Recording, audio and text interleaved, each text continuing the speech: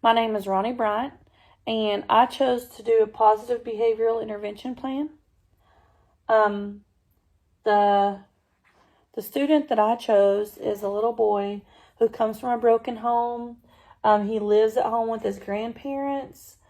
His mom and his mom's boyfriend are in and out of that house all the time. His dad's in prison. This child gets very, very minimal positive anything at home, honestly. He gets a lot of negative attention. His grandparents, one of them is disabled, and so the other one is just overwhelmed. And so, she's trying to take care of 3 kids, and it's just a lot for them. His behavioral issues in class are he ignores the teacher, he gets under the desk, trying to avoid things. He makes inappropriate noises while he's in the classroom. He disrupts students next to him along with the rest of the class. He scribbles on his paper. He rips up his papers. He cries out for computer time or iPad time. It's always about the computer. That's what he wants all the time. He doesn't want to use a pencil and paper. He doesn't want to use crayons. He doesn't want to use anything except some sort of technology. The function of his behavior, of course, is avoidance. If he feels uncomfortable, if he's overwhelmed, if he just doesn't want to do what everyone else is doing, or if something just doesn't interest him, he tries to avoid it. He gets away from it. He gets under his table, like I said before. He goes and hides in the back of the classroom. He just wants away. And he begs for the technology. I mean, that's one thing that he does. Attention seeking is another function of his behavior. He yells out inappropriate things because he gets a rise out of me, of course. He also gets some kind of attention from the kids. Either they gasp because of what he said, or they laugh because it's funny. And he likes that. He likes that attention. And I put demolish his work, of course, again on attention seeking, because what happens when he demolishes his work? He gets attention from the teacher. Specific recommendations for this child. I said to gain attention for positive behaviors, not just negative ones. He needs that attention, and he would do a lot for it, honestly. Work on tasks for at least 15 minutes at a time. Right now, when I'm able to get him to do anything, it's for not long at all. It is for just very few minutes. Engage in alternative activity using technology to avoid work. We have a lot of programs on our computers here that have reading, have math, have language arts, even some science.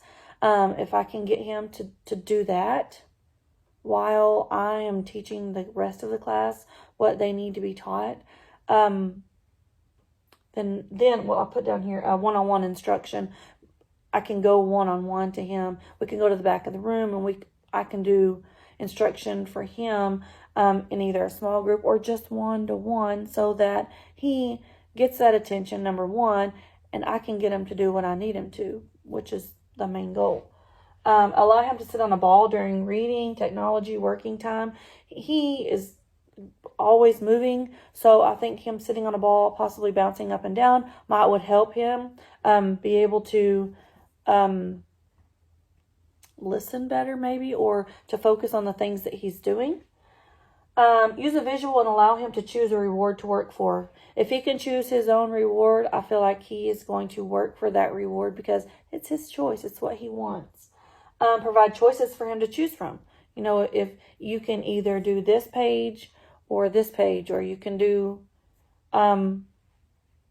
this activity or that activity. Operant conditioning for BF Skinner came up with this, and it's pleasurable consequences. They're reinforcers. They strengthen behavior. They engage the behavior. Behavior comes more likely to occur if we offer pleasurable consequences. Unpleasurable consequences include punishers, which weaken behavior, reduce the frequency of the behavior, and behavior becomes less likely to happen in the future. What do we want? We want good behavior to happen. We want pleasurable consequences. We want to reinforce this great behavior. My explanation of why this would work is because the student has the skills and the ability to complete the work that's required, as long as he has something to work for, a reward for him to earn because he did what I needed him to do.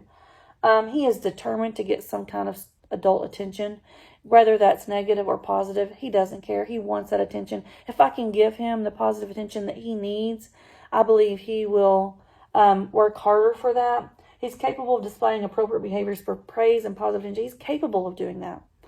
So I have to make that immediate. I mean, even when I'm in the middle of teaching the class, if he is doing exactly what I need him to, I can stop and I can say, I love the way that you are sitting quietly in your chair and the way that you're listening to me. I love the way that you are working hard on your work. It has to be immediate because that's when it actually means something. If he knows that there is an alternative activity to choose from, his avoidance tactics will hopefully come to a halt, because that's really what the goal is that we're working on.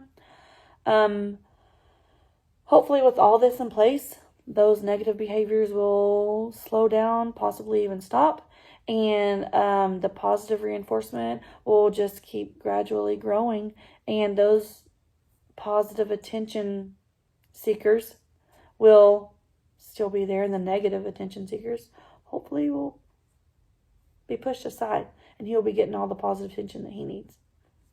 Thanks.